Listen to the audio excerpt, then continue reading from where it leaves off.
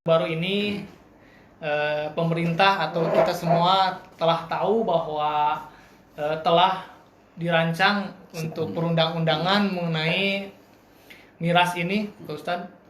Dan di kalangan netizen atau masyarakat kita sendiri ada pro dan kontra tentunya ya. Betul.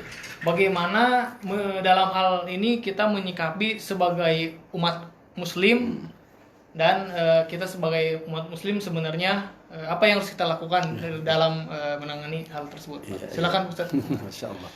Bismillahirrahmanirrahim. Assalamualaikum warahmatullahi wabarakatuh. Waalaikumsalam. Hamdan wa syukurillah, salatan wa salaman ala rasulillah wa ala alihi wa sahbihi wa mawala. Pada sore yang berbahagia ini, moga Allah subhanahu wa ta'ala menyertai kita dengan rahmatnya, Amin. dengan berkahnya, Amin. dengan kesehatan dan afiatan, sehingga kita tadi disebutkan terjauh dari bala bencana, wabil khusus dengan musibah dan wabah. Amin, amin. Jadi tema yang kita bicarakan sore ini adalah tentang miras ya, miras sumber kriminalitas. Kalau dalam bahasa Arabnya itu al-khamru ummul khaba'ith. Jadi al-khamru ummul khaba'ith atau dalam hadis lain ummul fawahish ya. Jadi dia bisa khaba'is bisa fawahish. Kalau kita masuk toilet kan Allahumma inni a'udzubika minal khubusi wal khaba'is. Jadi keburukan, berbagai macam keburukan, sehingga umul khaba'is itu artinya induk segala keburukan. Berarti makanya sumber kriminalitas kalau bahasa sekarang yang begitu. Nah, kebetulan tadi disampaikan dalam pembukaan bahwa senator atau Dewan Perwakilan itu sedang merancang ya. Iya. Istilahnya sedang merancang tentang undang-undang pelarangan minol atau miras. Minol itu minuman beralkohol istilahnya. Iya. Ataupun miras minuman keras ya. Atau miras santika. Miras santika. No way. Kalau ini tuh ada.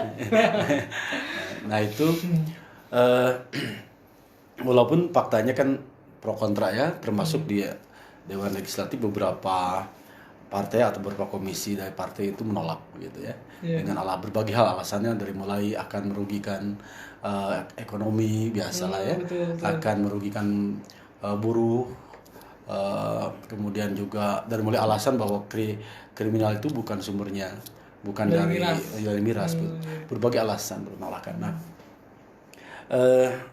kita menarik sebenarnya ketika Pak Gubernur Jakarta Anies Baswedan itu telah mencanangkan atau sudah atau belum saya belum cek, tapi di media itu kan beliau menyebutkan bahwa PT Delta itu di mana saham 40% ya kalau tidak salah Jakarta itu akan dijual, artinya nanti Pemda tidak mendapatkan pemasukan dari pabrik itu, perusahaan itu. Ada pajaknya ya.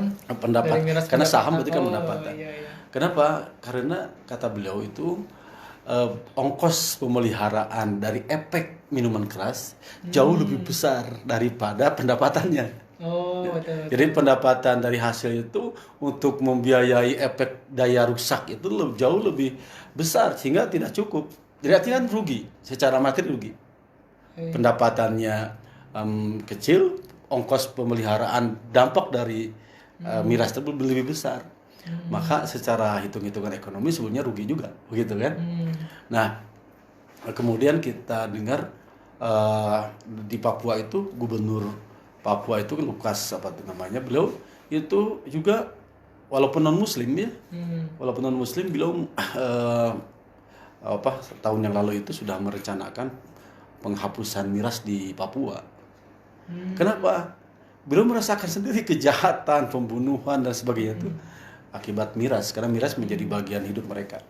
Ini sebetulnya kalau kita mau ngobrol jujur ya bukan Muslim saja. Iya. Kalau manusia normal itu akan berpikir begitu. Miras ini walaupun ada ekonominya, istilah dalam Al-Quran surah Al-Baqarah 219 itu kan manafi'ul linnas. Jadi ada nilai manfaat. Iya. Jadi kul fihima ismun kabirun wa manafi'ul linnas. Di dalam judi dan khamar itu ada manfaat. ada manafi, manfaatnya apa? Manfaat ekonomi kalau bahasa sekarang kan. Ada buruh yang dipekerjakan, berapa pabrik, begitu, ada pajak yang masuk dan sebagainya. Betul. Tapi ismuhuma akbarun min naf'ihima. Dosanya itu, daya dosanya, walaupun itu bicaranya ke akhirat, itu jauh lebih besar. Iya, Nah, betul. jadi makanya dalam Islam kan sebenarnya barang khamr, narkoba, al-makhdurat, ya, al-muskirat wal makhdurat, yang memabukkan, yang membahayakan itu tidak termasuk barang ekonomi. Maksudnya barang yang bernilai ekonomi. Walaupun itu barang, tapi tidak semua barang dijadikan nilai ekonomi dalam Islam itu, ya. Betul. Kalau di dunia sekuler atau Eropa kan atau Barat, setiap barang yang punya nilai jual atau nilai manfaat bagi orang atau orang membutuhkan itu punya nilai ekonomi namanya. Jadi nilai ekonomi itu selama ada hajatul insan, ada orang yang membutuhkan apapun barangnya, seperti misalnya maaf ya, perlontean ya misalnya.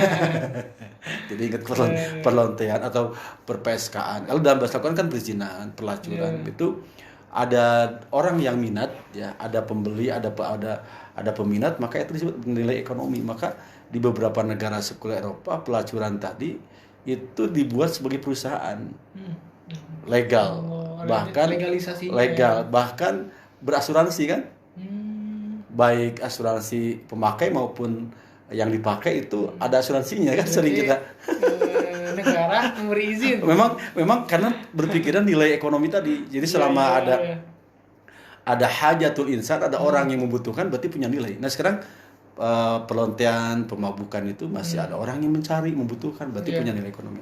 Nah dalam Islam tidak begitu cara pandangnya ya. Dalam Islam itu barang-barang yang dipandang ekonomi